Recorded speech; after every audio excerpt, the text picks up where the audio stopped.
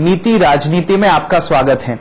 South Korea के जो राष्ट्रपति हैं मून जाए इन, उन्होंने एक बहुत ही चौंकाने वाला स्टेटमेंट दे दिया कि 2045 तक उत्तर कोरिया और दक्षिण कोरिया यानी कि साउथ कोरिया और नॉर्थ कोरिया एक देश हो जाएंगे, दोनों मिल जाएंगे। और इसके कारण अगर देखा जाए तो बहुत ही तीखी प्रतिक्रिया जो नॉर्थ कोरिया की तरफ से आई है। आप सभी जानते हैं कि नॉर्थ कोरिया एक डेमोक्रेटिक रिपब्लिक अपने को कहता है, लेकिन एक्चुअली है डिक्टेटरशिप। बट ये सारे इश्यू के बारे में और बहुत कुछ जानने के लिए हमारे साथ हैं एम्बेसडर स्कंद तायल, ये साउथ कोरिया में भारत के राजदूत भी रह चुके हैं। तायल साहब, बहुत बहुत धन्यवाद, आपने हमको अपना समय दिया। तो ये स्टेटमेंट को क्या समझा जाए कि साउथ कोरिया के जो राष्ट्रपति हैं मून जाए इन, वो कहते हैं कि नॉर्थ और वो एक साथ मिलकर एक देश हो जाएंगे। ये तो इस तरह की बात नहीं हो गई कि हम कह रहे हैं कि भारत और पाकिस्तान एक देश हो जाएंगे 20 साल में। कुछ इस तरह की बात नहीं है, क्योंकि जितना हमको पता है इन दोनों देशों की कभी पटती नहीं है। नॉर्थ कोरिया साउथ कोरिया जानी दुश्मन है एक दूसरे के। मुझे लगता है कि आपके दर्शकों को अच्छा होगा कि थोड़ा सा हम पीछे ले जाएं और इतिहास के बारे में बताएं कि 1945 में कोरिया का विभाजन क्यों हुआ। अच्छा, 15वीं शताब्दी से कोरिया एक ही देश था और एक ही किंगडम चोजन डायनेस्टी वहां पर रही। 1910 में जापान बड़ा स्ट्रांग हो गया था, तो 1910 में कोरिया पूरा जापान की कॉलोनी हो गया। और 1945 में जब जापान की हार हुई सेकेंड वर्ल्ड वॉर में, द्वितीय महायुद्ध में, तब अमेरिका और सोवियत यूनियन जो उस समय के सरगना थे, उन्होंने आपस में एक निश्चय लिया, एक निर्णय लिया और कोरिया को आधा आधा डिवाइड कर लिया। जैसा कि उन्होंने, आपको याद होगा कि यूरोप में भी किया था। ईस्ट यूरोप पूरा सोवियत यूनियन के इन्फ्लुएंस में आता था और वेस्ट यूरोप, फ्रांस वगैरह अमेरिका के इन्फ्लुएंस में आते थे। वो ये हमें सोच देखना चाहिए कि उस समय कोरियन से किसी ने नहीं पूछा कि आप विभाजन चाहते हैं कि नहीं। तो ये फर्क है भारत और पाकिस्तान के बीच में। पाकिस्तान जब बना तो जिन्ना और जिन्ना के जो समर्थक थे वो सब चाहते थे कि पाकिस्तान बने, पर कोरिया का जब विभाजन 1945 में हुआ तो कोरियंस ने नहीं चाहते थे कि विभाजन हो। पर फिर धीरे धीरे दोनों भागों में उनका जो आइडियोलॉजी थी वो इतनी फर्क होती चली गई कि नॉर्थ कोरिया, उत्तर कोरिया बिल्कुल कम्युनिस्ट हो गया और साउथ कोरिया जो अमेरिका के इन्फ्लुएंस में था, पहले वहां डिक्टेटरशिप रही और उसके बाद वो डेमोक्रेसी हुआ करीब 1989-90 में। पर हमें एक ख्याल ये रखना चाहिए कि किम इल संग का नाम आपके दर्शकों ने जरूर सुना होगा, जो नॉर्थ कोरिया के लीडर थे जब इसका विभाजन हुआ 1945 से करीब 1975 तक। पर वो जो थे वो एक नेशनलिस्ट थे और वो हो ची मिन की तरह एक बहुत ही अच्छे लीडर थे और जापान के खिलाफ भी लड़ रहे थे और चीन के साथ थे वो।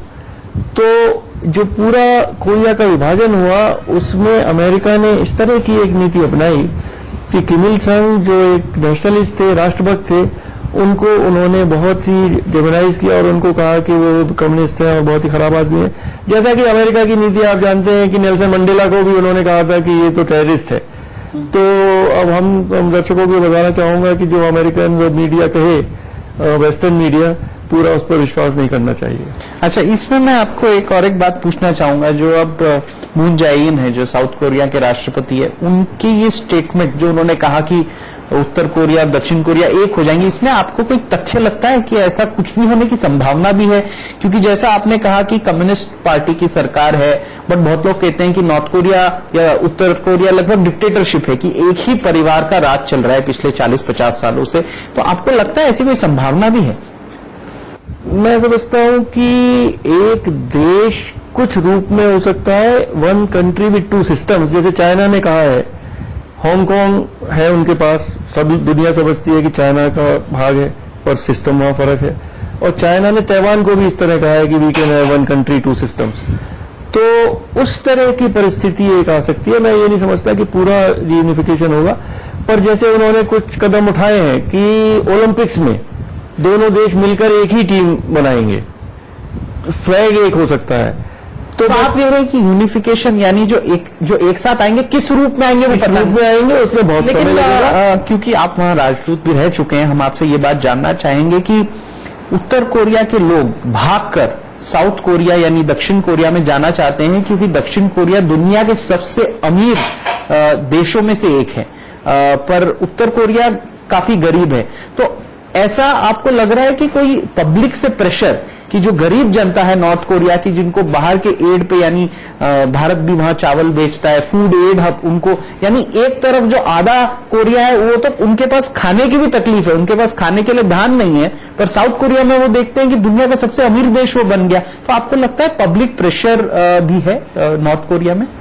देखिए, नॉर्थ कोरिया में जो इस समय का जो सिस्टम है, वहाँ कोई फ्री मीडिया नहीं है, कोई पॉलिटिकल पार्टी नहीं है, तो वहाँ के लोग क्या सोचते हैं किसी को पता नहीं है। अच्छा। पर ये बात जरूर है कि वहाँ बहुत गरीबी है और खाने पीने की बहुत कमी है, क्योंकि पिछले 70 साल में देखा गया है कि एवरेज वेट एक नॉर्थ कोरियन का बहुत कम है और साउथ कोरियन का बढ़ गया है। मैं एक सप्लीमेंट्री आपसे पूछना चाहूंगा। मैंने एक डॉक्यूमेंट्री देखी थी कुछ दिन पहले। उस डॉक्यूमेंट्री में ये कहा था कि बहुत सारे लोग नॉर्थ कोरिया से भागकर साउथ कोरिया जाना चाहते हैं, इंक्लूडिंग उनके जो डिफेंस एस्टेब्लिशमेंट्स में से भी लोग भाग के जाना चाहते हैं, क्योंकि वो अमीर और समृद्ध देश में जा चुके हैं। इसलिए उन्होंने वहां पे एक फायरिंग स्क्वाड रखा हुआ है और एक जो डीमिलिटराइज सॉर्ट ऑफ जोन है, जहां पे, और वहां से अगर लोग भागते हुए देखे तो अपने ही लोगों को गोली मार देते हैं कि हमारे देश से कोई भाग ना जाए। ऐसा मैंने डॉक्यूमेंट्री में एक देखा था। वो कितना सच है आप बता पाएंगे कि ऐसा ये सही है। बॉर्डर कंट्रोल बहुत ही स्ट्रिक्ट है और वो किसी को पासपोर्ट भी इशू नहीं करते हैं। और जो लोग जैसे चीन में कुछ नॉर्थ कोरियंस काम करते हैं, अगर कोई साउथ कोरिया आ जाता है तो उसके परिवार को वहां जेल में डाल दिया जाता है, पूरे परिवार को नॉर्थ कोरिया में जेल में डाल दिया जाता है। नॉर्थ कोरिया में अगर एक आदमी कोई साउथ कोरिया भाग जाए तो उसके पूरे परिवार को जेल में नॉर्थ कोरिया में डाल दिया जाता है। तो पूरा जो वहां पे जनता है वो बहुत ही दबी हुई है और बहुत ही डरी हुई है।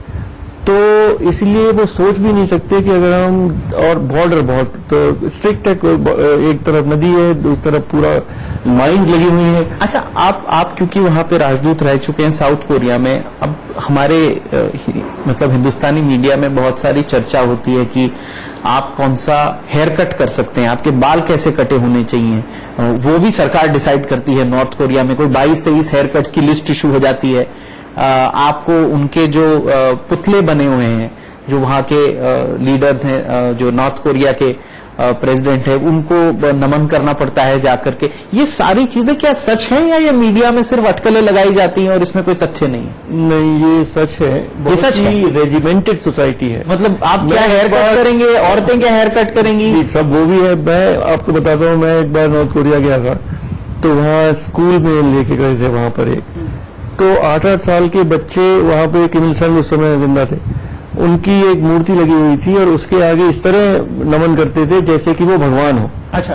तो इस तरह से उनको ब्रेन वॉश किया गया है बच्चों को, और कि उनको अपना सोचने के लिए कोई स्कोप नहीं है। स्टेट कहेगी कि आपको क्या पहनना है, क्या, बहुत ही उसमें भी कुछ बहुत कम डिजाइन के कपड़े मिलेंगे आपको, और तो बहुत वो देश के राष्ट्रपति की तरह चलाते हैं। तो राष्ट्रपति ये डिसाइड करते हैं आप कैसे बाल काटेंगे, औरतें और आदमी भी, क्या कपड़े आप पहनेंगे, सारा कुछ। और आप देश के बाहर भी नहीं जा सकते। देश के बाहर हमने ये सुना है कि वहाँ इंटरनेट भी बैन है, वहाँ पे इंटरनेट एक्सेस नहीं मिलता। इंटरनेट बैन है, बहुत ही कम एक्सेस है उसको। पर कुछ वीडियोस और कुछ सीडीज अब साउथ कोरिया से वहां स्मगल होकर पहुंची हैं, तो वो लोग देख सकते हैं। तो कुछ लोगों में अब पता चला है कि भाई बाहर की दुनिया कैसी है।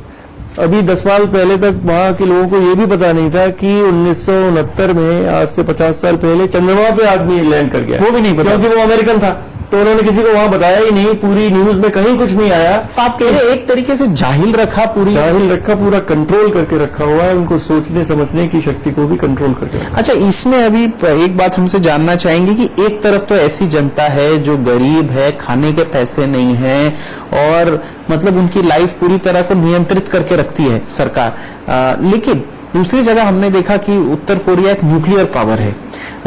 हमने ये भी देखा कि उन्होंने एक लॉन्च गाइडेड रॉकेट टेस्टेड मतलब रॉकेट सिस्टम छोटा वाला टेस्ट किया है रिसेंटली, जो शॉर्ट रेंज का है।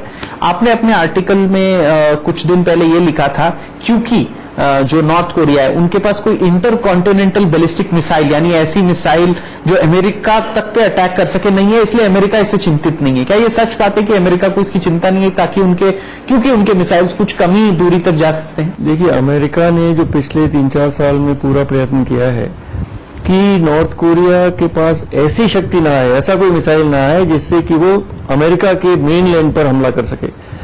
और बार बार, एक बार उन्होंने टेस्ट किया था, 1-2 टेस्ट किए थे, पर इस समय जो प्रेसिडेंट डोनाल्ड ट्रंप और किम जोंग उन में जो समझौता हुआ था जब ये सिंगापुर में मिले थे 2018 में, तो उसमें किम जोंग उन ने कहा था कि मैं अब ऐसा टेस्ट नहीं करूंगा किसी रॉकेट का जो अमेरिका जा सकता है, और न्यूक्लियर टेस्ट भी नहीं करूंगा। और उनकी ये एक इच्छा थी या सोच था कि जो अमेरिका ने बहुत सैंक्शंस लगाई हुई है इस समय नॉर्थ कोरिया के ऊपर, कोई व्यापार नहीं कर सकता, कोई मनी ट्रांसफर नहीं कर सकता, तो वहां काफी तकलीफ है कि अमेरिका कुछ सैंक्शंस को हटा देगा, पर अमेरिका ने वो हटाया नहीं। तो इस समय दोनों देशों के बीच में ये एक बहुत बड़ा मुद्दा है। अच्छा, अभी हम एक छोटा ब्रेक लेना चाहेंगे और ब्रेक के बाद हम ये डिस्कस करेंगे कि यूएस के जो प्रेसिडेंट हैं राष्ट्रपति डोनाल्ड ट्रंप, उनकी और जो नॉर्थ कोरिया के प्रेसिडेंट है उनकी मीटिंग हुई थी, उसमें क्या चर्चा हुई, क्योंकि हमने देखा था कि उनकी काफी तारीफ की थी डोनाल्ड ट्रंप ने। तो क्यों तारीफ की थी